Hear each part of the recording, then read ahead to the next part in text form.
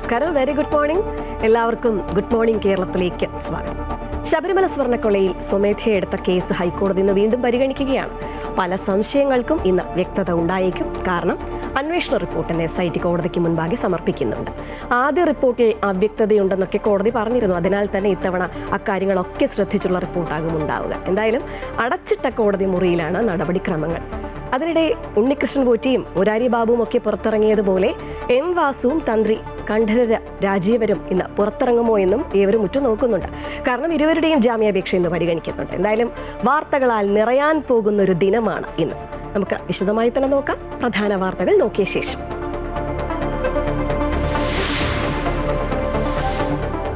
ശബരിമലയിൽ കഴിഞ്ഞ തീർത്ഥാടന കാലത്തെ പണമിടപാടിൽ വൻ ദുരൂഹത.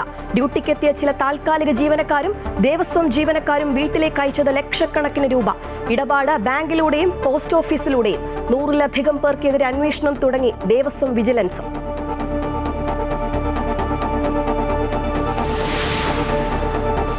ശബരിമല സ്വർണ്ണക്കൊള്ളയിൽ SIT ഇടക്കാല റിപ്പോർട്ട് ഇന്ന് ഹൈക്കോടതിയിൽ. അടൂർ പ്രകാശിന്റെയും കടകംപള്ളിയുടെയും മൊഴികളും VSSC പരിശോധനാ ഫലവും ഉൾപ്പെടെ കൈമാറും. സ്വാഭാവിക ജാമ്യം തേടി എൻ വാസു ഇന്ന് അപേക്ഷ നൽകും. തന്ത്രി കണ്ഠരര് രാജീവരുടെ ജാമ്യവും ഇന്ന് പരിഗണിക്കും.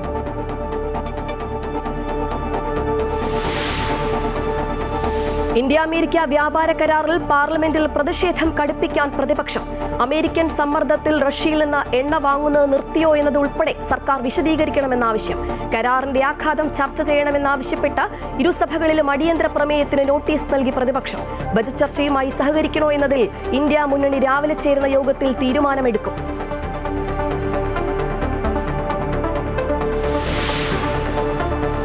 തിരുവല്ല സ്പാ ബലാത്സംഗ കേസിൽ ഒരു പ്രതി കൂടി പിടിയിലായത് നിരണം സ്വദേശി വരുണിനെ കസ്റ്റഡിയിലെടുത്തത് ആലുവയിൽ നിന്ന്. ഇതുവരെ പിടിയിലായത് 3 പേർ. ഇപ്പോഴും 3 പേർ ഒളിവിൽ. അനധികൃത സ്ഥാപനങ്ങൾക്കെതിരെ വ്യാപക പരിശോധനയ്ക്ക് തിരുവനന്തപുരം നഗരസഭ.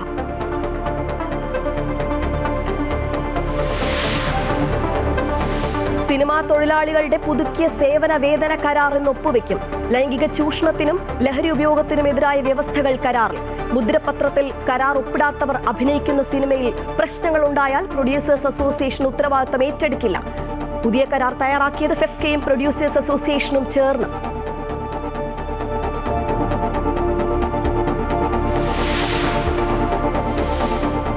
T20 ലോകകപ്പ് ക്രിക്കറ്റിലെ ഇന്ത്യ-പാക് മത്സരത്തിൽ നിലപാട് മാറ്റത്തിന് പാകിസ്ഥാൻ നീക്കം. മഞ്ഞുരുകൾ പാകിസ്ഥാൻ ക്രിക്കറ്റ് ബോർഡും ICCയും നടത്തിയ കൂടിക്കാഴ്ചയിൽ.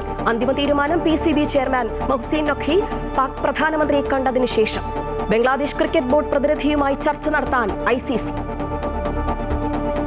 ശബരിമലയിൽ കഴിഞ്ഞ തീർത്ഥാടന കാലത്തെ പണമിടപാടിൽ ചില ദുരൂഹതകളുണ്ട്. ഡ്യൂട്ടിക്കെത്തിയ ചില താൽക്കാലിക ജീവനക്കാരും ദേവസ്വം ജീവനക്കാരും ഒക്കെ ലക്ഷക്കണക്കിന് രൂപ വീട്ടിലേക്ക് അയച്ചതായിട്ടാണ് കണ്ടെത്തിയിരിക്കുന്നത്. ബാങ്കിലൂടെയും പോസ്റ്റ് ഓഫീസിലൂടെയും ഒക്കെ പണം കൈമാറിയ 100-ലധികം പേർക്കെതിരെ ദേവസ്വം വിജിലൻസ് അന്വേഷണം ആരംഭിച്ചിട്ടുണ്ട്. സംഭവത്തിൽ സ്പെഷ്യൽ കമ്മീഷണറും റിപ്പോർട്ട് തേടിയിട്ടുണ്ട്. കഴിഞ്ഞ തീർത്ഥാടന കാലത്ത് സന്നിധാനത്ത് ജോലി ചെയ്തിരുന്ന 100-ലധികം താൽക്കാലിക ജീവനക്കാരാണ് സംശയകരമായ രീതിയിൽ പണമിടപാട് നടത്തിയത്. പ്രതിദിനം 680 രൂപ വേതനത്തിന് ജോലി ചെയ്യുന്ന ഇവർ ലക്ഷക്കണക്കിന് രൂപ ബാങ്കുകൾ വഴിയും പോസ്റ്റ് ഓഫീസ് വഴിയും ബന്ധുക്കൾക്ക് അയച്ചതായാണ് വിജിലൻസിന്റെ കണ്ടെത്തൽ. അസാധാരണമായ ഈ പണമിടപാടുകൾ ശ്രദ്ധയിൽപ്പെട്ട ബാങ്ക് അധികൃതർ നൽകിയ വിവരത്തിന്റെ അടിസ്ഥാനത്തിലാണ് അന്വേഷണം തുടങ്ങിയത്. ഇതേക്കുറിച്ച് വിശദീകരണം നൽകാൻ തിരുവനന്തപുരം വിജിലൻസ് ഓഫീസിൽ ഹാജരാകാൻ ജീവനക്കാരോട് ആവശ്യപ്പെട്ടെങ്കിലും ആരും ഇതുവരെ തയ്യാറായിട്ടില്ല. ഒരു തീർത്ഥാടന കാലയളവിൽ പരമാവധി 40,000 രൂപയിൽ താഴെ മാത്രം വേതനം ലഭിക്കുന്ന സാഹചര്യത്തിലാണ് പലരും ലക്ഷങ്ങൾ നാട്ടിലേക്ക് അയച്ചത്. താൽക്കാലിക ജീവനക്കാർ സന്നിധാനത്തെ മറ്റ് സ്ഥാപനങ്ങളിൽ ജോലി ചെയ്യാൻ പാടില്ലെന്നിരിക്കെ പലരും ഹോട്ടലുകളിലും മറ്റും ജോലിക്ക് പോയിരുന്നതായി കണ്ടെത്തിയിട്ടുണ്ട്. എന്നാൽ ഇത്തരം ജോലികളിലൂടെയും ലക്ഷങ്ങൾ സമ്പാദിക്കാൻ കഴിയില്ലെന്നാണ് വിജിലൻസിന്റെ വിലയിരുത്തൽ. താൽക്കാലിക ജീവനക്കാർക്ക് പുറമെ ചില സ്ഥിരം ജീവനക്കാരും നിരീക്ഷണത്തിലാണ്. സന്നിധാനത്തെ നെയ്ക്ക് കൗണ്ടറുകളിലെ തിരിമറി നേരത്തെ സ്പെഷ്യൽ കമ്മീഷണർ റിപ്പോർട്ട് ചെയ്തിരുന്നു. ഇതിന് പിന്നാലെയാണ് പുതിയ ക്രമക്കേടും പുറത്തുവരുന്നത്. സംഭവം ഗൗരവത്തോടെ കാണുന്ന ദേവസ്വം ബോർഡ് കുറ്റക്കാർക്കെതിരെ കർശന നടപടിയുണ്ടാകുമെന്ന് വ്യക്തമാക്കിയിട്ടുണ്ട്. ശബരിമല സ്പെഷ്യൽ കമ്മീഷണറും വിജിലൻസിനോട് വിശദമായ റിപ്പോർട്ട് ആവശ്യപ്പെട്ടിട്ടുണ്ട്. കാണിക്കപ്പണം അപഹരിക്കപ്പെട്ടതാണോ അതോ മറ്റ് നിയമവിരുദ്ധമായ ഇടപാടുകൾ നടന്നതാണോ എന്നാണ് വിജിലൻസ് പരിശോധിക്കുന്നത്.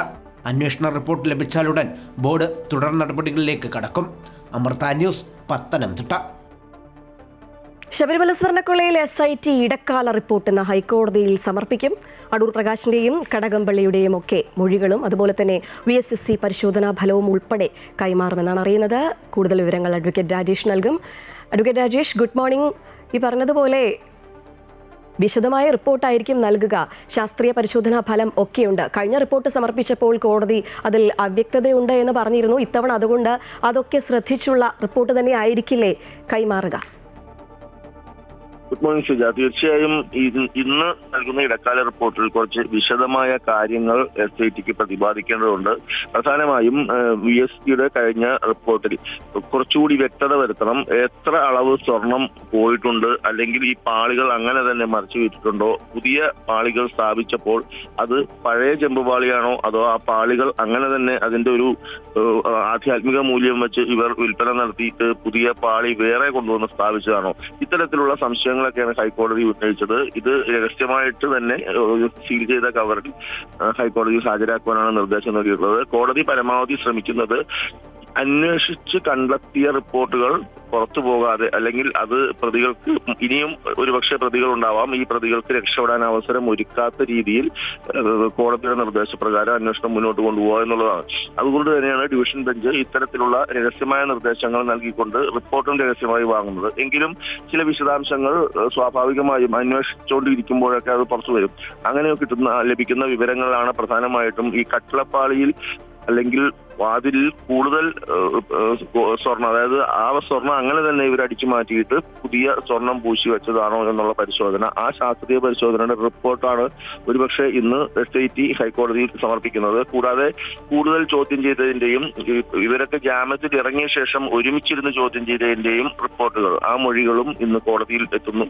അപ്പോൾ അടൂർ പ്രകാശിനെ ചോദ്യം ചെയ്തതിന്റെ വിശദാംശങ്ങളും, കടകംപള്ളി സുരേന്ദ്രനെ ചോദ്യം ചെയ്തതിന്റെ വിശദാംശങ്ങളും, ഉണ്ണികൃഷ്ണൻ പോറ്റിയെ വീണ്ടും ചോദ്യം ചെയ്തതിന്റെ വിശദാംശങ്ങൾ, ഈ കാര്യങ്ങളെല്ലാം, അതിൽ കൂടാതെ ഒരു സാമ്പത്തിക ഇടപാടിനെ കുറിച്ചും ഇതിൽ അന്വേഷണം നടത്തിയിട്ടുണ്ട്. ഒരു 2 കോടി രൂപ അത് ഒരു പൂട്ടിപ്പോയ ഒരു ധനകാര്യ സ്ഥാപനത്തിൽ നിക്ഷേപിച്ചിട്ടുണ്ട്, തിരിച്ചു കൊടുത്തിട്ടുണ്ട്, അങ്ങനെയുള്ള കുറെ ആരോപണങ്ങളുണ്ട്. ഈ കാര്യങ്ങളും SIT സ്വാഭാവികമായും അന്വേഷിച്ചിട്ടുണ്ട്. അതിന്റെ റിപ്പോർട്ട്, അങ്ങനെ ഒരു ഇടക്കാല റിപ്പോർട്ടാണെങ്കിലും കുറച്ച് വിശദമായ ഒരു റിപ്പോർട്ടായിരിക്കും ഇന്ന് ഹൈക്കോടതി പരിഗണിക്കുക. ഹൈക്കോടതി അതിനുശേഷം ഉത്തരവായി എന്തെങ്കിലും നിർദ്ദേശങ്ങൾ നൽകുന്നതാണ് നമുക്ക് റിപ്പോർട്ട് ചെയ്യാനായിട്ട് പുറത്തേക്ക് കിട്ടുക. എങ്കിലും ഈ അന്വേഷണ ഉദ്യോഗസ്ഥരുമായിട്ടുള്ള കൂടിക്കാഴ്ചയും റിപ്പോർട്ട് സമർപ്പിക്കലോ എല്ലാം അടച്ചിട്ട കോടതി മുറിയിലോ അഥവാ ജസ്റ്റിസിന്റെ ചേംബറിലോ ആയിരിക്കും നടക്കുക. രാജേഷ്, അങ്ങനെയാണെങ്കിൽ ഈ പറഞ്ഞതുപോലെ SIT അടക്കം ഒരുപാട് പേർക്ക് ഇന്ന് നിർണായക ദിനമെന്ന് തന്നെ പറയണം അല്ലേ?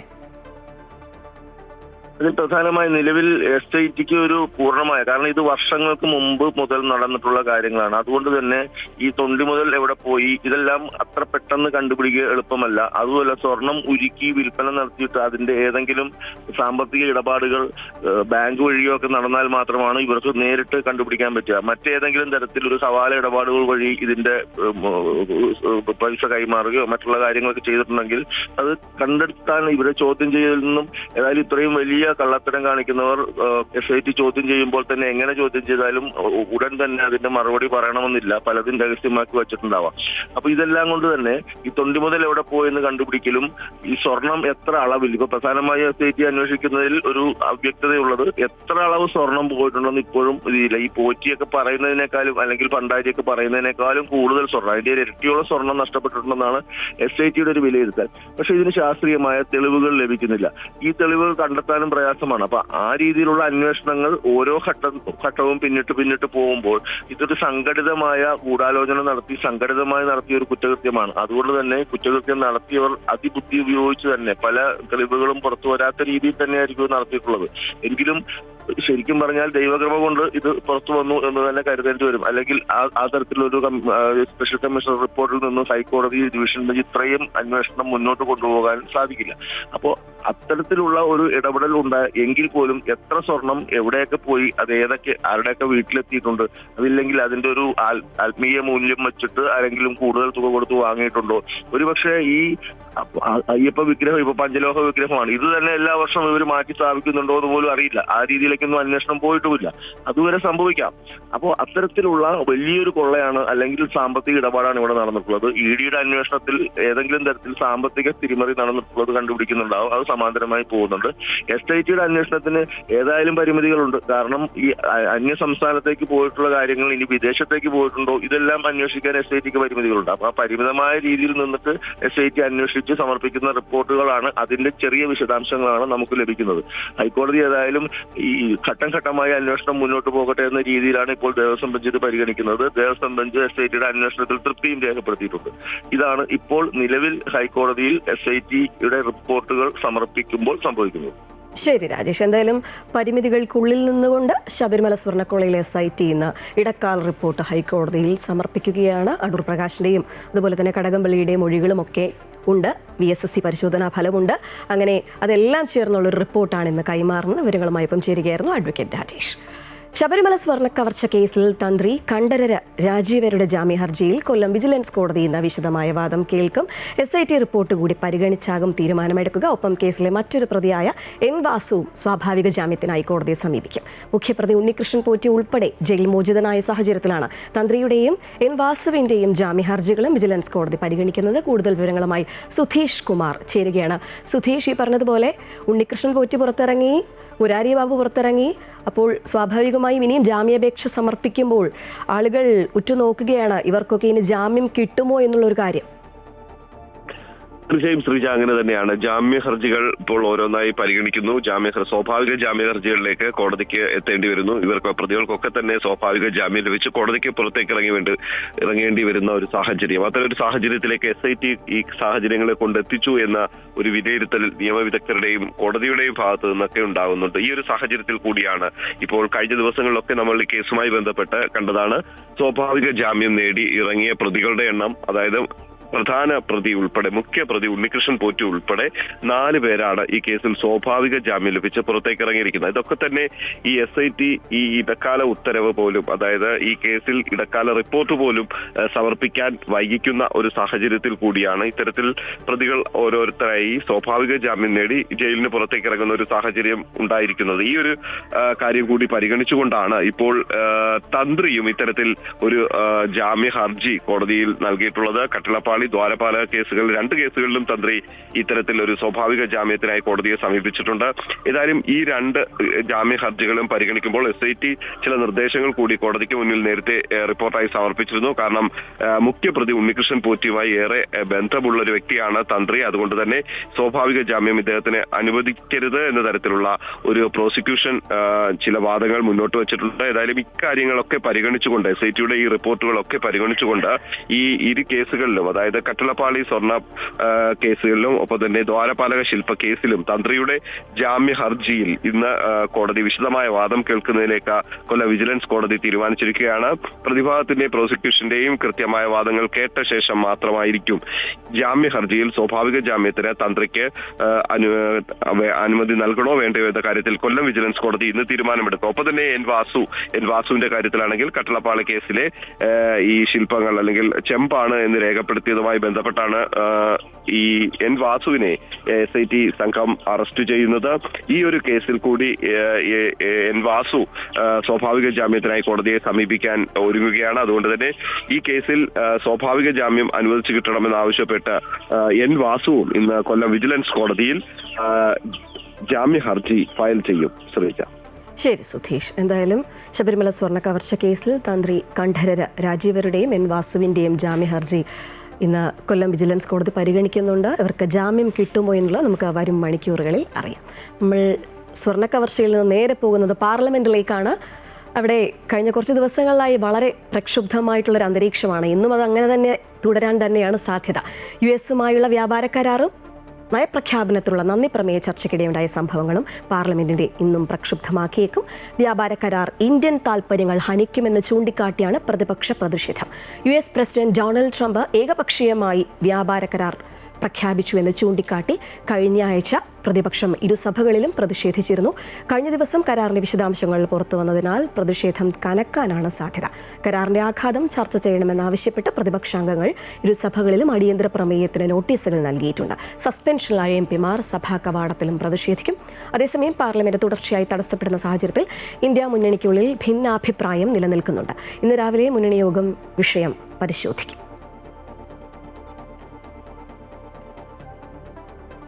തിരുവല്ല സ്പാ കൂട്ടബലാത്സംഗ കേസിൽ ഒരാൾ കൂടി പിടിയിലായിരിക്കുകയാണ്. നിരണം സ്വദേശി വരുണാണ് പിടിയിലായത്.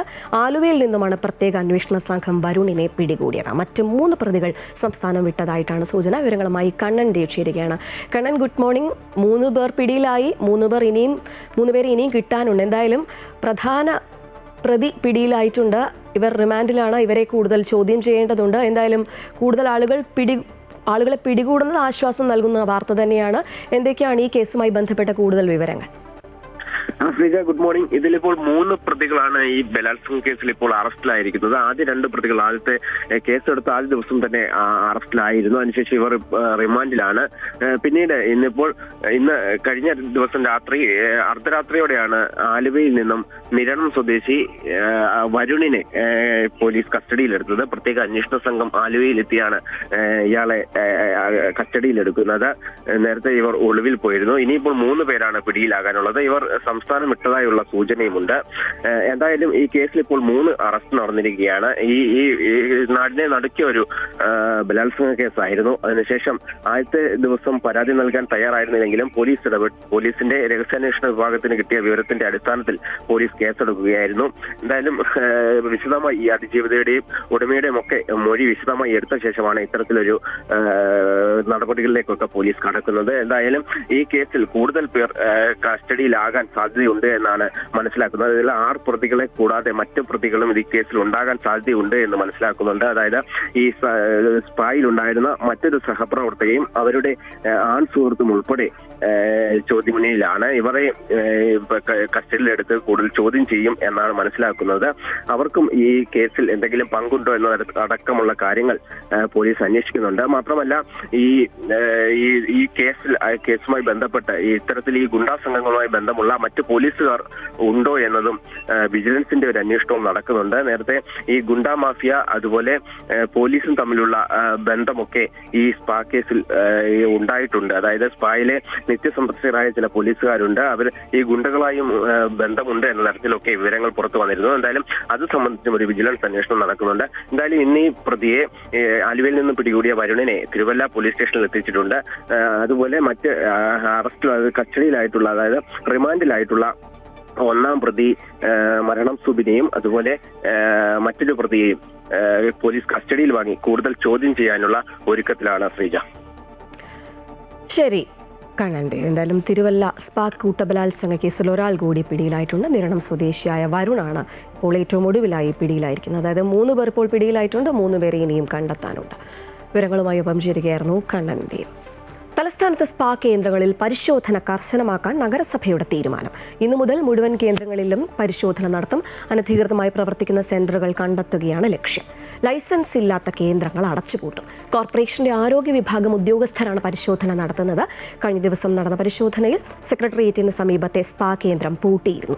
യുവതിയോട് അപമര്യാദയായി പെരുമാറിയെന്ന പരാതിയെ തുടർന്നാണ് പരിശോധന നടത്തിയത്.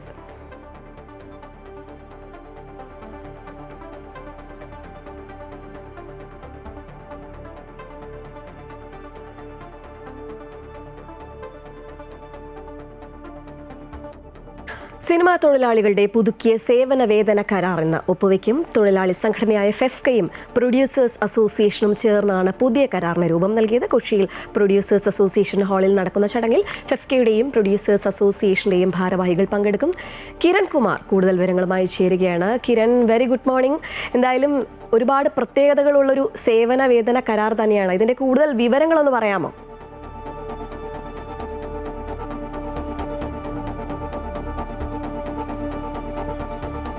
ശ്രീജ, ഈ സിനിമാ മേഖലയിലെ തൊഴിൽ തർക്കങ്ങളും ഒപ്പം തന്നെ വേതനം സംബന്ധിച്ചുള്ള ചില തർക്കങ്ങൾ അടക്കമുള്ള കാര്യങ്ങൾ പരിഹരിക്കുന്നതിന് വേണ്ടിയാണ് പ്രത്യേകിച്ച് ഇത്തരത്തിലൊരു കരാർ വേണമെന്നുള്ളൊരു ആവശ്യം നേരത്തെ തന്നെ ഉയർന്നിരുന്നത്. ഇത് പ്രൊഡ്യൂസേഴ്സ് അസോസിയേഷൻ ഈ കാര്യങ്ങൾ മുന്നോട്ട് വെക്കുകയും പിന്നീട് വിവിധ സിനിമാ സംഘടനകൾ പ്രത്യേകിച്ച് അമ്മ അടക്കമുള്ള സിനിമാ സംഘടനകളുമായി ചർച്ചകൾ നടത്തിയിരുന്നു. ഇത്തരത്തിലൊരു കരാർ വേണമെന്നുള്ളൊരു ആവശ്യം നേരത്തെ തന്നെ ഉയർന്നിരുന്നതാണ്. ഇതിന്റെ അടിസ്ഥാനത്തിൽ തന്നെയാണ് കഴിഞ്ഞ ഒക്ടോബർ 1 മുതൽ തന്നെ ഈ കരാർ നടപ്പിലാക്കണമെന്നുള്ള ആവശ്യം ആദ്യഘട്ടത്തിൽ ഉയർന്നിരുന്നത്. പിന്നീട് ഇത് പ്രൊഡ്യൂസേഴ്സ് അസോസിയേഷനും അമ്മയുമായിട്ടൊക്കെ ചർച്ച നടത്തുകയും ചെയ്തിരുന്നു. പിന്നീട് ചില കാരണങ്ങൾ കൊണ്ട് തന്നെ ഈ കാര്യങ്ങൾ നീണ്ടുപോവുകയായിരുന്നു. ഏതായാലും ഇന്ന് ഈ കരാർ സംബന്ധിച്ചുള്ള കാര്യങ്ങളിലേക്ക് ഒപ്പുവെക്കുമെന്നുള്ളൊരു കാര്യം തന്നെയാണ് അറിയിച്ചിരിക്കുന്നത്. ഈ സിനിമയിലെ അണിയറ പ്രവർത്തകരുടെ സംഘടനയായിട്ടുള്ള ഫെഫ്കയും ഒപ്പം തന്നെ പ്രൊഡ്യൂസേഴ്സ് അസോസിയേഷനും തമ്മിലാണ് ഈ കരാർ ഒപ്പുവെക്കുന്നത്. രാവിലെ 10 മണിക്ക് കൊച്ചിയിലുള്ള പ്രൊഡ്യൂസേഴ്സ് അസോസിയേഷന്റെ ഓഫീസിൽ വെച്ച് നടക്കുന്ന ചടങ്ങിൽ ഈ രണ്ട് സംഘടനകളുടെയും ഭാരവാഹികൾ പങ്കെടുക്കും. ഈ രണ്ട് സംഘടനാ ഭാരവാഹികളും ചേർന്ന് തന്നെയാണ് ഈ കത്തിൽ ഈ കരാറിൽ ഏതായാലും ഒപ്പുവെക്കുന്നത്. നേരത്തെ ഈ കാര്യങ്ങൾ ആവശ്യപ്പെട്ടുകൊണ്ട് തന്നെ സിനിമാ സംഘടനകൾ പ്രൊഡ്യൂസേഴ്സ് അസോസിയേഷനും കത്തയച്ചിരുന്നതാണ്. പ്രധാനമായിട്ടും ഈ സിനിമാ മേഖലയിലെ ലൈംഗിക ചൂഷണം അടക്കമുള്ള കാര്യങ്ങൾ ഇനി ചോദ്യം ചെയ്യപ്പെടണം എന്നുള്ളൊരു ആവശ്യം തന്നെയാണ് പ്രധാനമായിട്ടും ഈ കരാറിലൂടെ തന്നെ വ്യക്തമാക്കുന്നത്. കൂടാതെ തന്നെ 1 ലക്ഷത്തിലധികം രൂപ വേതനം വാങ്ങുന്ന ആളുകളെല്ലാം തന്നെ മുദ്രപത്രത്തിൽ ഇനി ഒപ്പുവെച്ച് കൊണ്ട് തന്നെയായിരിക്കണം ഈ വേതന കരാറിൽ ഏർപ്പെടേണ്ടത് എന്നടക്കം ഈ കരാറിൽ പരാമർശിക്കുന്നുണ്ട്. ശ്രീജ, സൂരജ് ലാമ കേസ് ഇന്ന് ഹൈക്കോടതി പരിഗണിക്കുകയാണ്. സൂരജ് ലാമയെ സംബന്ധിച്ച എല്ലാ രേഖകളും ഹാജരാക്കാൻ നെടുമ്പാശ്ശേരി SHOയ്ക്ക് ഹൈക്കോടതി നിർദ്ദേശം നൽകിയിട്ടുണ്ട്. നേരത്തെ കേസിൽ കോടതി നടുക്കം രേഖപ്പെടുത്തിയിരുന്നു. വിവരങ്ങളുമായി കിരൺ കുമാർ ഒരിക്കൽ കൂടി ചേരുകയാണ്. കിരൺ, നേരത്തെ സൂചിപ്പിച്ചതുപോലെ കോടതി നടുക്കം രേഖപ്പെടുത്തിയിരുന്നു, ആശങ്ക രേഖപ്പെടുത്തിയിരുന്നു. ഒപ്പം തന്നെ പോലീസിന് രൂക്ഷമായ ഭാഷയിൽ കോടതി വിമർശിച്ചിരുന്നു. സൂരജ് ലാമയുടെ കുടുംബത്തോട് കോടതി ക്ഷമ ചോദിച്ചിരുന്നു. കാരണം സിസ്റ്റത്തിന്റെ തകരാറിൽ ക്ഷമ ചോദിക്കുന്നു എന്നാണ് ദേവൻ രാമചന്ദ്രൻ അടക്കമുള്ള ബെഞ്ചെന്ന് പറഞ്ഞത്. കോടതിയുടെ നിർദ്ദേശപ്രകാരം തന്നെയാണ് SHO ഈ രേഖകളൊക്കെ ഹാജരാക്കാനായിട്ടെന്ന് പോകുന്നത്. വിവരങ്ങൾ എന്തൊക്കെയാണ്?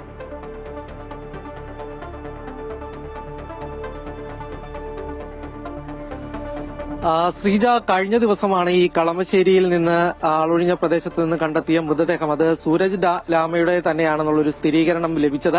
ഈ DNA പരിശോധനയ്ക്ക് ശേഷം ഇതിന്റെ റിപ്പോർട്ട് പോലീസ് ഹൈക്കോടതിയിൽ സമർപ്പിക്കുകയായിരുന്നു. പിന്നീട് ഈ മൃതദേഹം സൂരജ് ലാമയുടെ ബന്ധുക്കൾക്ക് വിട്ടു നൽകുകയും ഇന്നലെ അത് സംസ്കരിക്കുകയും ചെയ്തിരുന്നു.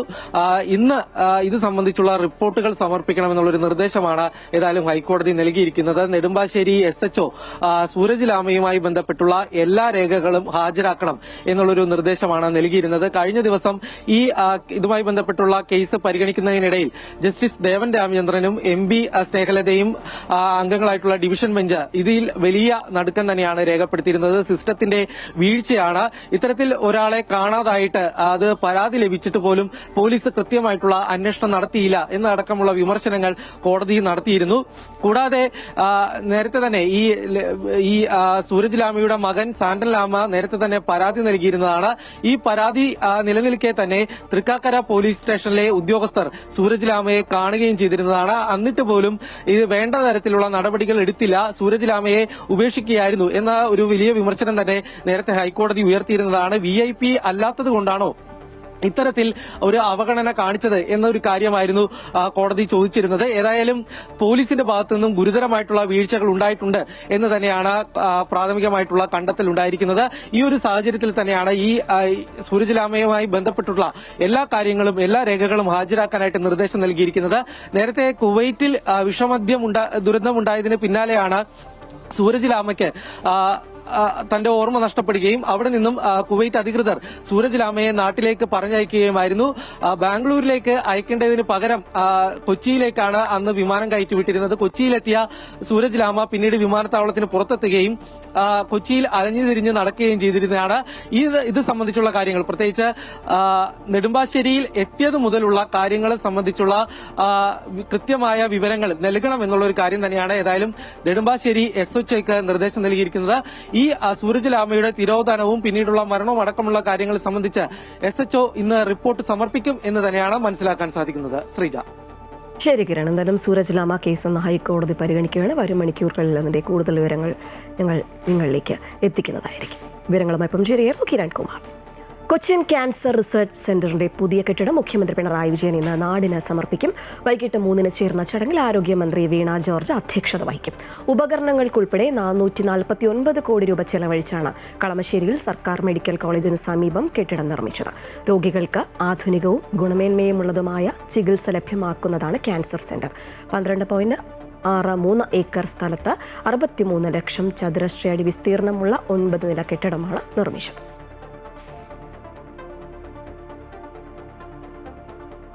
തെരഞ്ഞെടുപ്പിന് വേണ്ടിയുള്ള സജീവമായിട്ടുള്ള ഒരുക്കത്തിൽ തന്നെയാണ് എല്ലാ മുന്നണികളും. കാസർഗോഡ് ജില്ലയിൽ കോൺഗ്രസ് മത്സരിക്കുന്ന 3 നിയോജക മണ്ഡലങ്ങളിലെ സ്ഥാനാർത്ഥികളുടെ സാധ്യതാ പട്ടിക KPCC നേതൃത്വത്തിന് കാസർഗോഡ് DCC കൈമാറിയിട്ടുണ്ട്. ഉദുമയിൽ നിന്ന് 5 നേതാക്കളും കാഞ്ഞങ്ങാട് നിന്ന് 6 പേരുടെയും തൃക്കരിപ്പൂർ നിയോജക മണ്ഡലത്തിൽ നിന്ന് DCC പ്രസിഡന്റ് PK ഫൈസൽ ഉൾപ്പെടെ 3 പേരുകളുമാണ് സ്ഥാനാർത്ഥികളെ നിർണ്ണയിക്കാനുള്ള ലിസ്റ്റിലുള്ളത്. കാസർഗോഡ് നിന്ന് അനൂപ് നീലേശ്വരം തയ്യാറാക്കിയ റിപ്പോർട്ടിലേക്ക്. നിയമസഭാ തെരഞ്ഞെടുപ്പിന് മുന്നോടിയായി കാസർഗോഡ് ജില്ലയിൽ കോൺഗ്രസ് മത്സരിക്കുന്ന 3 നിയോജക മണ്ഡലങ്ങളിലേക്കുള്ള സ്ഥാനാർത്ഥികളുടെ സാധ്യതാ പട്ടിക ഒരാഴ്ച മുൻപാണ് കാസർഗോഡ് DCC നേതൃത്വം KPCCക്ക് സമർപ്പിച്ചത്. ഇതിൽ ഏറ്റവും കൂടുതൽ KPCC നേതൃത്വം ഉറ്റുനോക്കുന്ന മണ്ഡലം, അതായത് വയനാട്ടിൽ നടന്ന ലക്ഷ്യ ക്യാമ്പിൽ വെച്ച് വിജയിക്കാമെന്ന് വിലയിരുത്തിയ ഉദുമയിലേക്കാണ്. ആ ഉദുമ നിയോജക മണ്ഡലത്തിൽ 5 നേതാക്കളുടെ പേരുകളാണ് സാധ്യതാ പട്ടികയിലുള്ളത്. ഇതാണ് KPCCക്ക് സമർപ്പിച്ചിരിക്കുന്നത്. അതിൽ ആദ്യത്തെ പേര് ഗോവിന്ദൻ നായരുടേതാണ്. UDF ജില്ലാ കൺവീനർ ഗോവിന്ദൻ നായർ. അതുകൂടാതെ KPCC ജനറൽ സെക്രട്ടറിമാരായ ഹക്കീം കുന്നിൽ, K നീലകണ്ഠൻ എന്നിവരുടെ പേരുകളും കൂടാതെ ധന്യ സുരേഷ്, MC പ്രഭാകർ എന്നിവരുടെ പേരുകളും ഈ ഉദുമയിലേക്കുള്ള പട്ടികയിലുണ്ട്. ഈ നേതാക്കളുടെ പട്ടിക അവിടേക്ക് പോകുമ്പോൾ തന്നെ വളരെ ജനകീയനും കരുത്തുറ്റതുമായ ഒരു നേതാവിനെ പുറത്തു നിന്ന് കൊണ്ടുവന്ന് ഉദുമയിൽ നിർത്തി അതിൻ്റെ എല്ലാ സാധ്യതകളും പരിശോധിച്ച് ഈ മണ്ഡലത്തിൽ മത്സരിപ്പിക്കണമെന്ന ശക്തമായ ഒരു പൊതുവികാരം കോൺഗ്രസ് പ്രവർത്തകർക്കിടയിൽ നിലനിൽക്കുന്നുണ്ട്. അത് പല കോണുകളിലായി ഉയർന്നു കഴിഞ്ഞു. ഉദുമ കഴിഞ്ഞാൽ കാഞ്ഞങ്ങാട് നിയോജക മണ്ഡലത്തിലാണ് മത്സരിക്കുന്നത്. ഈ കാഞ്ഞങ്ങാട് നിയോജക മണ്ഡലത്തിൽ എടുത്തു പറയേണ്ട പട്ടികയിലുള്ള പേരുകൾ DCC ജനറൽ സെക്രട്ടറിമാരായ PV സുരേഷ്, ഹരീഷ് P നായർ, അതുപോലെ മുൻ യൂത്ത് കോൺഗ്രസ് ജില്ലാ പ്രസിഡന്റും DCC വൈസ് പ്രസിഡന്റുമായ BP പ്രദീപ്, പെരിയയിൽ നിന്നുള്ള പ്രദീപ്, അതുപോലെ രാജു കട്ടക്കയം, വിഘ്നേശ്വര ഭട്ട് എന്നീ മുൻ പഞ്ചായത്ത് പ്രസിഡന്റുമാരായ മലയോരത്തെ കോൺഗ്രസ് നേതാക്കളുടെ പേരുകളും ഇതിലുണ്ട്. അതിൽ കാഞ്ഞങ്ങാട് നിയോജക മണ്ഡലത്തിലും എടുത്തു പറയേണ്ടത് ഈ പട്ടികയിലേക്കുള്ള പേരുകൾ പോകുമ്പോൾ സമരമുഖങ്ങളിൽ സജീവ സാന്നിധ്യമായി മാറിയ യുവാക്കൾക്കിടയിൽ ഏറെ ശ്രദ്ധേയനും സ്വാധീനവുമുള്ള BP പ്രദീപ് മത്സരിക്കണമെന്ന ശക്തമായൊരു വികാരം കോൺഗ്രസ് പ്രവർത്തകർക്കിടയിലുണ്ട്. കാഞ്ഞങ്ങാട് കഴിഞ്ഞാൽ തൃക്കരിപ്പൂർ നിയോജക മണ്ഡലത്തിലാണ് കോൺഗ്രസ് മത്സരിക്കുന്നത്. അവിടെ കഴിഞ്ഞ തവണ ഘടകകക്ഷിയായ PJ ജോസഫ് വിഭാഗമാണ് മത്സരിച്ചത്. എന്നാൽ ഇത്തവണ ഇത് കോൺഗ്രസിന് വിട്ടു നൽകണമെന്ന ചർച്ചകൾ തുടരവേ 3 പേരടങ്ങിയ ലിസ്റ്റ് KPCCക്ക് സമർപ്പിച്ചു. അതിൽ DCC പ്രസിഡന്റ് PK ഫൈസൽ, കൂടാതെ സേവാദൾ സംസ്ഥാന ചെയർമാൻ രമേശൻ കരുവാച്ചേരി, അതുപോലെ DCC നേതാവായ അഡ്വക്കേറ്റ് KK രാജേന്ദ്രൻ എന്നിവരുടെ പേരുകളാണ് തൃക്കരിപ്പൂരിൽ നിന്നുള്ള പട്ടികയിലുള്ളത്. തൃക്കരിപ്പൂർ പരിഗണിക്കുമ്പോൾ ഭൂരിപക്ഷ സമുദായാംഗത്തെ പരിഗണിക്കണമെന്ന ഒരു ആവശ്യം പൊതുവിൽ തൃക്കരിപ്പൂരിലെ കോൺഗ്രസ് പ്രവർത്തകർക്കിടയിൽ ഉയർന്നു കഴിഞ്ഞു. ഈ ആവശ്യങ്ങളും പല കോണുകളിൽ നിന്നും ഉയരുന്നുണ്ട്. തൃക്കരിപ്പൂരിലാണെങ്കിൽ ഭൂരിപക്ഷ സമുദായാംഗത്തിന് പരിഗണന നൽകണം, അതുപോലെ കാഞ്ഞങ്ങാട്ടാണെങ്കിൽ പ്രദീപിന് പരിഗണന നൽകണം, അതുപോലെ ഉദുമയിലാണെങ്കിൽ പുറത്തു നിന്നുള്ള ഒരു കരുത്തുറ്റ സ്ഥാനാർത്ഥിയെ കൊണ്ടുവരണം ഇങ്ങനെയുള്ള വികാരങ്ങൾ, ചർച്ചകളെല്ലാം തന്നെ കോൺഗ്രസ് പ്രവർത്തകർക്കിടയിലുണ്ട്. ഈ പറഞ്ഞ പേരുകളാണ് ഇപ്പോൾ DCC നേതൃത്വം സാധ്യതാ പട്ടിക എന്ന നിലയിൽ KPCCക്ക് സമർപ്പിച്ചിരിക്കുന്നത്. തുടക്കത്തിൽ പറഞ്ഞതുപോലെ എല്ലാവരും തിരഞ്ഞെടുപ്പ് ഒരുക്കത്തിലാണ്. പക്ഷേ അപ്പോഴും കോൺഗ്രസ് അതിൽ ഒരു പടി മുന്നിലാണ് എന്ന് തന്നെ നമുക്ക് പറയേണ്ടി വരും. കാസർഗോഡ് ജില്ലയിലും കോൺഗ്രസ് മത്സരിക്കുന്ന 3 നിയോജക മണ്ഡലങ്ങളിലെ സ്ഥാനാർത്ഥികളുടെ സാധ്യതാ പട്ടികയാണ് KPCC നേതൃത്വത്തിന് കാസർഗോഡ് DCC കൈമാറിയിരിക്കുന്നത്. S രാജേന്ദ്രൻ ദേവികുളത്ത് മത്സരിക്കണമെന്നാണ് താൻ ആഗ്രഹിക്കുന്നത് എന്ന് രാജീവ് ചന്ദ്രശേഖർ. ഇക്കാര്യത്തിൽ തീരുമാനമെടുക്കേണ്ടത് കേന്ദ്ര നേതൃത്വമാണ്. തെരഞ്ഞെടുപ്പിൽ ദേവികുളത്തിൽ പാർട്ടിയെ നയിക്കുക രാജേന്ദ്രനായിരിക്കുമെന്നും രാജീവ് ചന്ദ്രശേഖർ മൂന്നാറിൽ പറഞ്ഞു.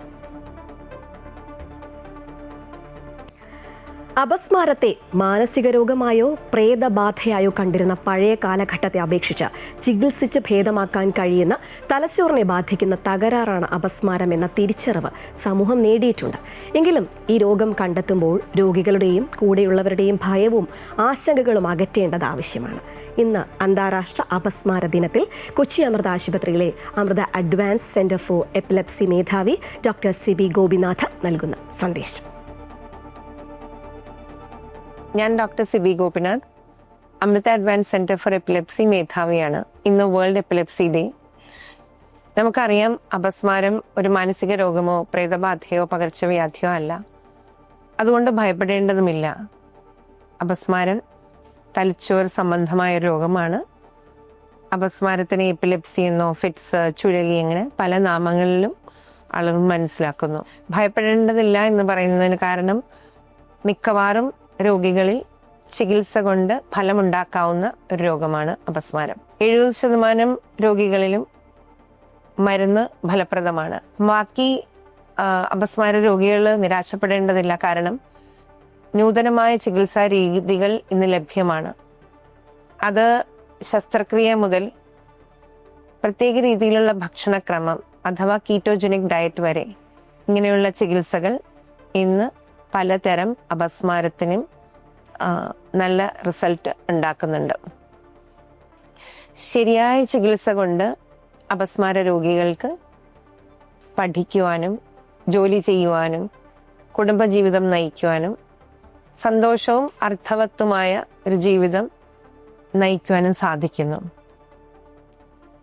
വേദന അപസ്മാരം എന്നുള്ളതിനേക്കാൾ ഉപരി അതിനെ ചുറ്റിപ്പറ്റിയുള്ള തെറ്റിദ്ധാരണകളും സാമൂഹിക അവഗണനയുമാണ്. ഇന്ന് ഈ വേൾഡ് എപ്പിലെപ്സി ഡേയുടെ അവസരത്തിൽ ഭയത്തിന് പകരം അസുഖത്തിനെ കുറിച്ചുള്ള അറിവും വിലയിരുത്തലിന് പകരം പരിഗണനയുമാകാം. സെഷൽസ് പ്രസിഡന്റ് പാട്രിക് ഹെർമനിയും പ്രധാനമന്ത്രി നരേന്ദ്രമോദിയും ഇന്ന് കൂടിക്കാഴ്ച നടത്തും. 5 ദിവസത്തെ സന്ദർശനത്തിനായാണ് ഹെർമനി ഇന്ത്യയിലെത്തിയത്.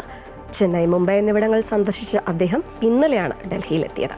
വൈകിട്ട് രാഷ്ട്രപതി ഭവനിൽ സ്വീകരണം ഒരുക്കിയിട്ടുണ്ട്. നാളെ രാവിലെ താജ്മഹൽ സന്ദർശിച്ച ശേഷം രാത്രി അദ്ദേഹം മടങ്ങും. ഇനി അടുത്തതായി നമ്മൾ പോകുന്നത് ഇടുക്കി മാങ്കുളത്തെ ഒരു കാഴ്ചയിലേക്കാണ്. അവിടെ പുഴയിൽ വെള്ളം കുടിക്കാനെത്തുന്ന കാട്ടാനക്കൂട്ടങ്ങൾ അതൊരു അത്ഭുത കാഴ്ച തന്നെയാണ് കേട്ടോ. ഹൈറേഞ്ചിലേക്ക് എത്തുന്ന വിനോദസഞ്ചാരികൾക്ക് മറ്റെങ്ങുമില്ലാത്ത അപൂർവ കാഴ്ചയാണ് മാങ്കുളം ആനക്കുളത്തെ കാട്ടാനകളുടെ നീരാട്ടം. അടുത്ത മെയ് ജൂൺ മാസങ്ങൾ വരെ ഈ ആനക്കാഴ്ചകൾ നീളും.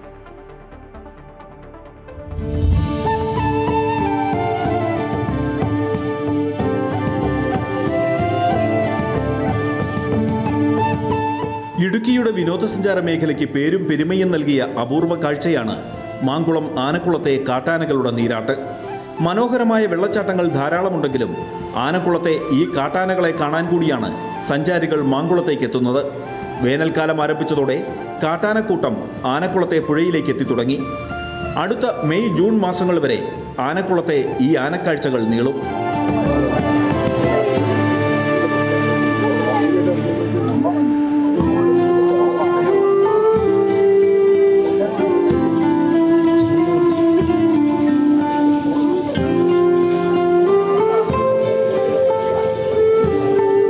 കാടിനെയും നാടിനെയും വേർതിരിക്കുന്ന ഈറ്റച്ചോലയാറിലെത്തി മതിവരുവോളം കാട്ടാനക്കൂട്ടങ്ങൾ വെള്ളം കുടിക്കും. ഈറ്റച്ചോലയാറിന്റെ ഒരു ഭാഗത്ത് ഉപ്പുരസം കലർന്ന വെള്ളമുണ്ട്. ഇതിന്റെ രുചി പിടിച്ചു പറ്റിയതിനാലാണ് ഇവിടേക്ക് മാത്രം സ്ഥിരമായി ആനകൾ കൂട്ടമായി എത്തുന്നത്. തൊട്ടരികത്തു നിന്ന് തന്നെ സഞ്ചാരികൾക്ക് ഈ കാഴ്ച കാണാനാവും. കുട്ടിയാനകളും കൊമ്പന്മാരുമെല്ലാം കൂട്ടത്തിലുണ്ടാകും. വേനൽ കനക്കുന്നതോടെ ആനക്കൂട്ടങ്ങൾ പലതും മാറി മാറി വന്ന് വെള്ളം കുടിച്ചു മടങ്ങും. ആനക്കുളത്തെ ഈ അപൂർവ കാഴ്ച കാണാൻ സ്വദേശീയരും വിദേശീയരുമെല്ലാം ഒരുപോലെ പുഴയോരത്ത് ഒത്തുകൂടും. വേനൽക്കാലം ആരംഭിച്ചതോടെ മാങ്കുളത്തിന്റെ വിനോദസഞ്ചാര മേഖല കൂടുതൽ സജീവമാകുമെന്നാണ് പ്രതീക്ഷ. Amrita news, Idukki. Life mission പദ്ധതിയൊക്കെയുണ്ട്, പക്ഷേ ഇപ്പോഴും ഒരുപാട് ആളുകൾ വീടില്ലാതെ കഷ്ടപ്പെടുന്നുണ്ട്. അങ്ങനെ ഒരാളുടെ കഥയാണ് ഞങ്ങൾ നിങ്ങളിലേക്ക് ഇനി എത്തിക്കാൻ പോകുന്നത്. രോഗബാധിതയായ ഭാര്യയെയും മാനസിക വെല്ലുവിളി നേരിടുന്ന മകനെയും അടച്ചുറപ്പുള്ള വീട്ടിൽ താമസിപ്പിക്കുന്നതിനായി ഗൃഹനാഥൻ പഞ്ചായത്ത് ഓഫീസ് മുതൽ മുഖ്യമന്ത്രിക്ക് വരെ പരാതി നൽകി. പക്ഷേ യാതൊരു നടപടിയും ഉണ്ടായിട്ടില്ല. ഇടുക്കി ശാന്തൻപാറ പഞ്ചായത്തിലെ കല്ലിങ്കൽ മാത്യു വർഗീസാണ് ലൈഫ് പദ്ധതിയിൽ ഒരു വീട് ലഭിക്കാനായി സർക്കാർ ഓഫീസുകൾ ഇങ്ങനെ കയറി ഇറങ്ങുന്നത്. ശാന്തൻപാറ പുത്തുങ്കൽ മാത്യുവിന്റെ ഭാര്യ എൽസി 22 വർഷമായി അർബുദ രോഗബാധിതയാണ്. മകൻ അജേഷ് 70% മാനസിക വെല്ലുവിളി നേരിടുന്നയാളും. പ്രമേഹം, രക്തസമ്മർദ്ദം, അസ്ഥിസംബന്ധമായ രോഗങ്ങൾ എന്നിവ മൂലം ബുദ്ധിമുട്ടുന്ന മാത്യുവിന് കൂലിപ്പണിക്ക് പോകാനും കഴിയുന്നില്ല. ആകെയുള്ള 20 സെന്റ് സ്ഥലം പണയപ്പെടുത്തിയാണ് ഭാര്യയെ ചികിത്സിച്ചത്. മഴയായാൽ അടച്ചുറപ്പില്ലാത്ത വീടിന്റെ മേൽക്കൂര ചോർന്നൊലിക്കും. പരസഹായമില്ലാതെ പ്രാഥമിക കൃത്യങ്ങൾ പോലും ചെയ്യാൻ കഴിയാത്ത ഭാര്യയെയും മകനെയും കൊണ്ട് ഒരു മഴക്കാലം കൂടി ഈ വീട്ടിൽ കഴിയുന്നതിനെക്കുറിച്ച് ഓർക്കുമ്പോൾ മാത്യുവിന് ആശങ്കയാണ്. ലൈഫ് പദ്ധതിയിൽ വീടിനായി അപേക്ഷ നൽകിയിട്ട് വർഷങ്ങൾ കഴിഞ്ഞെങ്കിലും അധികൃതർ യാതൊരു നടപടിയും സ്വീകരിച്ചില്ല. ഒരു വീടാ വേണ്ട, അലിഞ്ഞ് കിടക്കാൻ ഇവിടെ അടുത്തൊക്കെ നല്ല വാനും ജീപ്പും 1.5 ഏക്കർ സ്ഥലമുള്ള ആൾക്കൊക്കെ കൊടുത്ത് നിരപണി വാർത്ത് പണി തീരാറായി 12. ത്രിതല പഞ്ചായത്ത് ഓഫീസുകളിൽ പരാതി നൽകി മടുത്തപ്പോഴാണ് മുഖ്യമന്ത്രിക്ക് നിവേദനം കൊടുത്തത്. എന്നാൽ അവിടെയും നിരാശയായിരുന്നു ഫലം. അനർഹരായ നിരവധി പേർക്ക് ലൈഫ് പദ്ധതിയിൽ വീട് അനുവദിച്ചപ്പോഴും ജീവിക്കാൻ ഒരു മാർഗവുമില്ലാത്ത തന്നെയും കുടുംബത്തെയും അവഗണിച്ചു എന്നാണ് മാത്യുവിന്റെ പരാതി. അമൃത ന്യൂസ്, ഇടുക്കി. എന്തായാലും മാത്യുവിനും കുടുംബത്തിനും വേഗം ഒരു വീട് കിട്ടട്ടെ. അതിനായി ഈ വാർത്ത ഞങ്ങൾ അധികൃതരുടെ ശ്രദ്ധയിൽപ്പെടുത്തുകയാണ്. മധുരമുണയാത്ത പ്രണയമില്ല, പ്രണയമില്ലാത്ത മധുരവുമില്ല. ഇഷ്ടമുള്ള ഒരാൾക്ക് മധുരം സമ്മാനിക്കുമ്പോൾ കൈമാറുന്നത് വെറുമൊരു മിഠായിയല്ല, മറിച്ച് സ്നേഹത്തിൻ്റെ കരുതലാണ്. റോസാപ്പൂക്കൾക്കും വാക്കുകൾക്കും ശേഷം പ്രണയത്തിൻ്റെ മധുരം പടരുന്ന മറ്റൊരു ദിനമാണിന്ന്, ചോക്ലേറ്റ് ഡേ.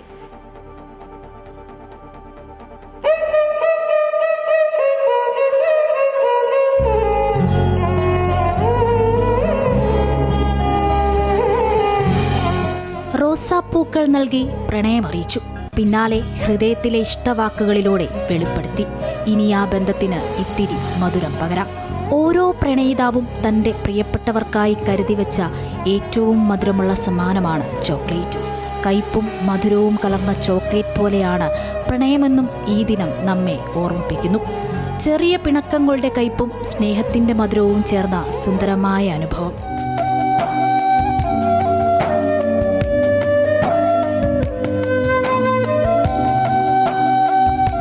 ഡാർക്ക് ചോക്ലേറ്റിൻ്റെ തീവ്രതയും മിൽക്ക് ചോക്ലേറ്റിൻ്റെ ലാളിത്യവും പോലെ വൈവിധ്യമാർന്നതാണ് ഓരോ പ്രണയവും. പ്രിയപ്പെട്ടവർക്ക് ഒരു കഷ്ണം ചോക്ലേറ്റ് നൽകുന്നതിലൂടെ ആ ബന്ധത്തിന് കൂടുതൽ തിളക്കം നൽകാൻ കഴിയുമെന്നാണ് കരുതപ്പെടുന്നത്. മാനസിക സമ്മർദ്ദം കുറയ്ക്കാനും സന്തോഷം പകരാനും ചോക്ലേറ്റിനുള്ള കഴിവ് പ്രണയ നിമിഷങ്ങളെ കൂടുതൽ ഊഷ്മളമാക്കുന്നു. വെറുമൊരു ആഘോഷത്തിനപ്പുറം പങ്കുവെക്കലിൻ്റെയും കരുതലിൻ്റെയും പ്രതീകമായി ചോക്ലേറ്റ് ഡേ മാറുന്നു.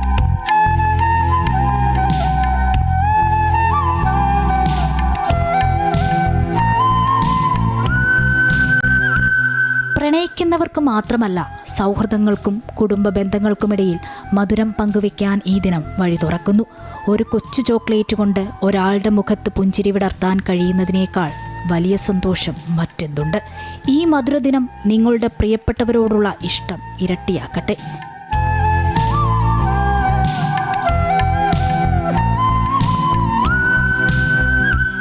News desk, Amrita news.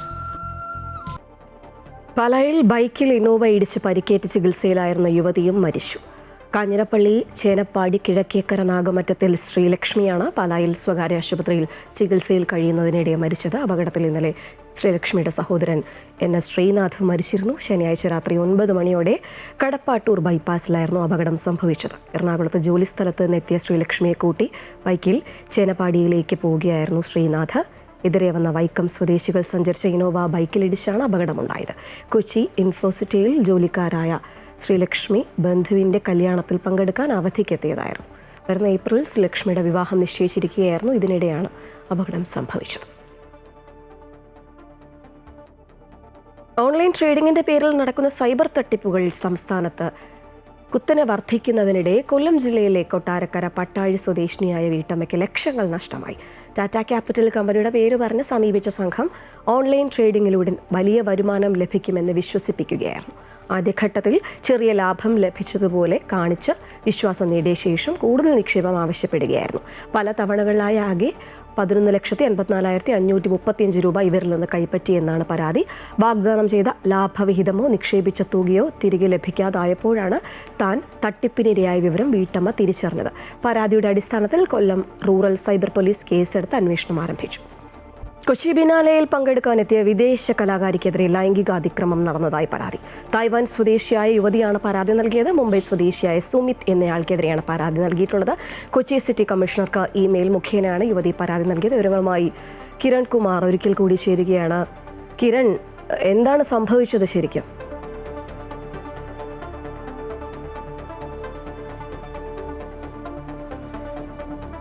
Sreeja, Thailand സ്വദേശിനിയുടെ പരാതിയുടെ അടിസ്ഥാനത്തിലാണ് ഇപ്പോൾ ഫോർട്ട് കൊച്ചി പോലീസ് കേസെടുത്ത് അന്വേഷണം ആരംഭിച്ചിരിക്കുന്നത്.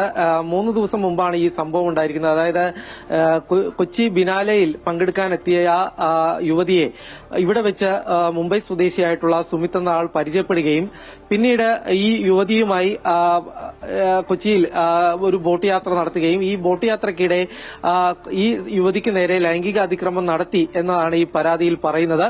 ഈ യുവതി നൽകിയ പരാതി അത് കൊച്ചി സിറ്റി പോലീസ് കമ്മീഷണർക്കാണ് കഴിഞ്ഞ ദിവസം ഇമെയിൽ മുഖേന പരാതി നൽകിയത്.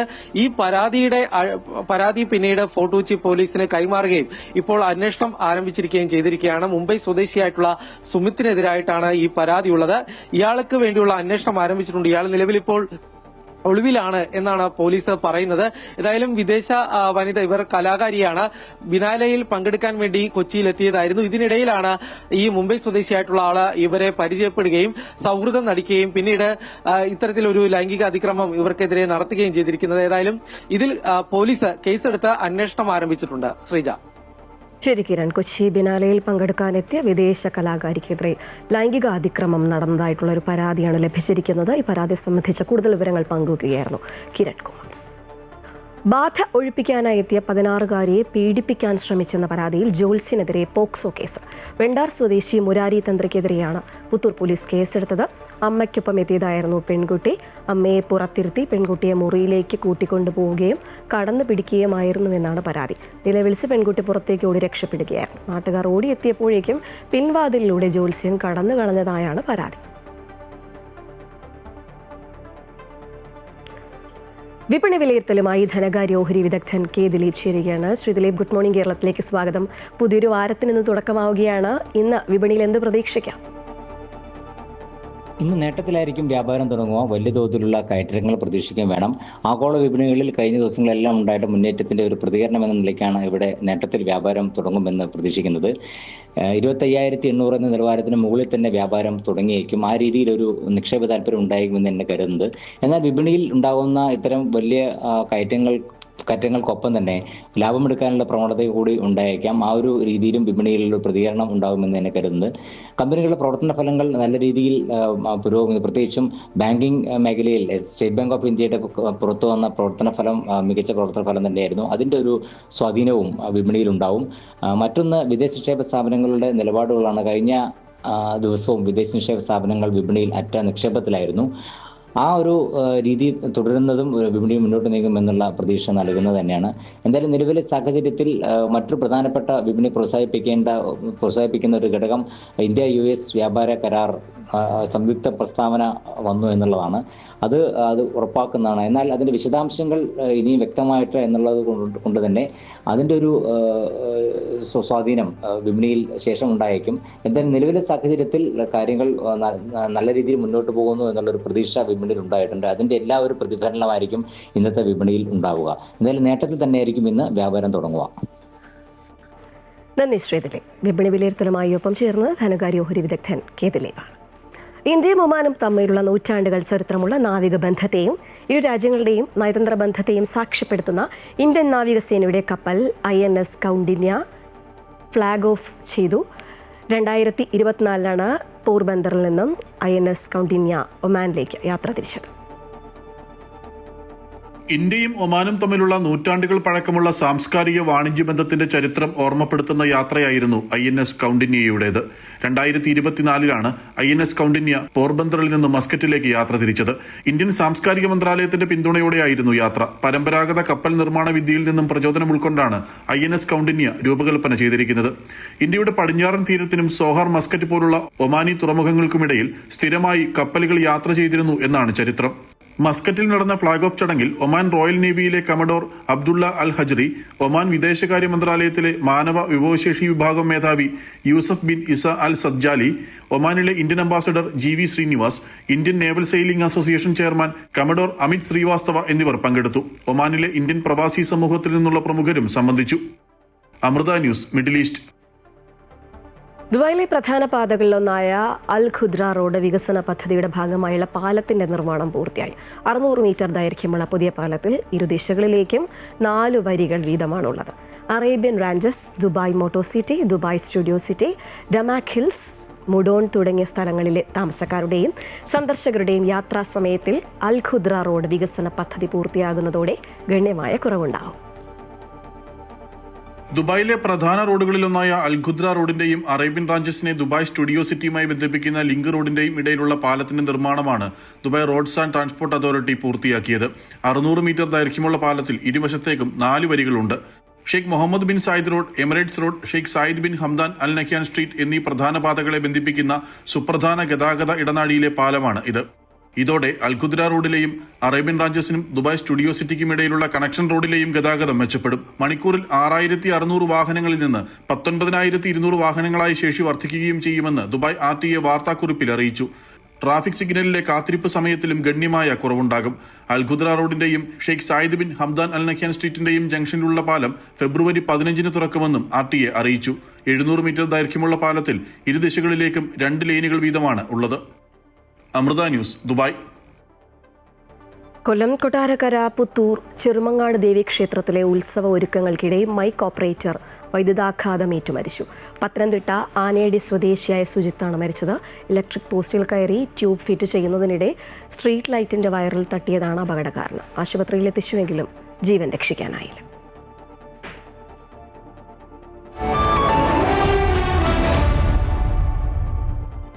ICC T20 ലോകകപ്പിലെ ഇന്ത്യ പാകിസ്ഥാൻ മത്സരം ബഹിഷ്കരിക്കാനുള്ള തീരുമാനത്തിൽ നിന്ന് പാക് ക്രിക്കറ്റ് ബോർഡ് പിന്മാറിയേക്കും.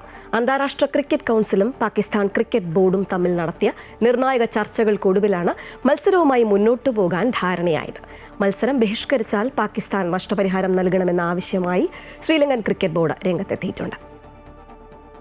പ്രതിസന്ധി പരിഹരിക്കാൻ പാകിസ്ഥാൻ ക്രിക്കറ്റ് ബോർഡ് ചെയർമാൻ ഞായറാഴ്ച അന്താരാഷ്ട്ര cricket council deputy chairman Imran ഖവാജയുമായി കൂടിക്കാഴ്ച നടത്തിയിരുന്നു.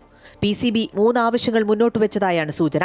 ബംഗ്ലാദേശിനുള്ള നഷ്ടപരിഹാരം വർദ്ധിപ്പിക്കുക, T20 ലോകകപ്പിൽ നിന്ന് പുറത്തായെങ്കിലും ബംഗ്ലാദേശിന് പങ്കാളിത്ത ഫീസ് നൽകുക, ഭാവിയിൽ ICC പരിപാടിക്ക് ആതിഥേയത്വം വഹിക്കാനുള്ള അവകാശം എന്നിങ്ങനെയുള്ള ആവശ്യങ്ങളാണ് കൂടിക്കാഴ്ചയിൽ മുന്നോട്ട് വെച്ചത്. ഫെബ്രുവരി 15 നടക്കാനിരിക്കുന്ന ഇന്ത്യക്കെതിരായ മത്സരം കളിക്കാൻ ചില PCB ഉദ്യോഗസ്ഥർ തയ്യാറാണെങ്കിലും ബോർഡ് ചെയർമാൻ മൊഹസിൻ നഖ്വി ഇക്കാര്യത്തിൽ സഹകരിക്കുന്നില്ലെന്നാണ് വിവരം. അന്തിമ തീരുമാനത്തിലെത്തുന്നതിന് മുമ്പ് വീണ്ടും കൂടിയാലോചിക്കാൻ നഖ്വി പാകിസ്ഥാൻ പ്രധാനമന്ത്രി ഷെഹബാസ് ഷെരീഫുമായി കൂടിക്കാഴ്ച നടത്തും. ഇന്ത്യയിൽ കളിക്കാൻ വിസമ്മതിച്ച ബംഗ്ലാദേശിനെ ലോകകപ്പിൽ നിന്ന് മാറ്റി പകരം സ്കോട്ട്ലൻഡിനെ ഉൾപ്പെടുത്തിയ ICCയുടെ നടപടിയിൽ പ്രതിഷേധിച്ചാണ് ടൂർണമെന്റിലെ മറ്റു മത്സരങ്ങളിൽ പങ്കെടുത്താലും ഇന്ത്യക്കെതിരായ മത്സരം ബഹിഷ്കരിക്കാൻ പാകിസ്ഥാൻ ആലോചിച്ചത്. സുരക്ഷാ ആശങ്കകൾ ഉന്നയിക്കുന്ന മറ്റു രാജ്യങ്ങളുടെ അവകാശങ്ങൾ ICC അവഗണിക്കുന്നുവെന്നും ഇന്ത്യക്ക് മാത്രം പ്രത്യേക പരിഗണന നൽകുന്നുവെന്നുമാണ് പാക് ആരോപണം. 2027 വരെയുള്ള ഇന്ത്യ പാക് മത്സരങ്ങൾ നിഷ്പക്ഷ വേദിയിൽ നടത്തണമെന്ന PCB BCCI ICC കരാർ പ്രകാരം കൊളംബോയിലാണ് ഇന്ത്യ പാക് മത്സരം നിശ്ചയിച്ചിട്ടുള്ളത്. ഇന്ത്യക്കെതിരായ മത്സരത്തിന് പാകിസ്ഥാൻ തയ്യാറായില്ലെങ്കിൽ ശ്രീലങ്കൻ ക്രിക്കറ്റ് ബോർഡിന് വൻ സാമ്പത്തിക നഷ്ടമുണ്ടാകുമെന്നും PCB നഷ്ടപരിഹാരം നൽകണമെന്നും ശ്രീലങ്കൻ ബോർഡ് ഔദ്യോഗികമായി കത്തെഴുതിയിട്ടുണ്ട്. പാകിസ്ഥാൻ കടുത്ത അച്ചടക്ക നടപടികളും വിലക്കും നേരിടേണ്ടി വരുമെന്ന മുന്നറിയിപ്പ് ICCയും നൽകിയിട്ടുണ്ട്. News desk, Amrita TV. അപ്പോൾ ഗുഡ് മോർണിംഗ് കേരളം പൂർത്തിയാവുകയാണ്. ഒരുപാട് വാർത്തകളുടെ അപ്ഡേഷൻ ഉണ്ട്, അതൊക്കെ അറിയേണ്ടതായിട്ടുണ്ട്. അത് ഞങ്ങൾ കൃത്യമായി നിങ്ങളെ അറിയിക്കും. കാണുക അമൃത ന്യൂസ് യൂട്യൂബ് ചാനൽ.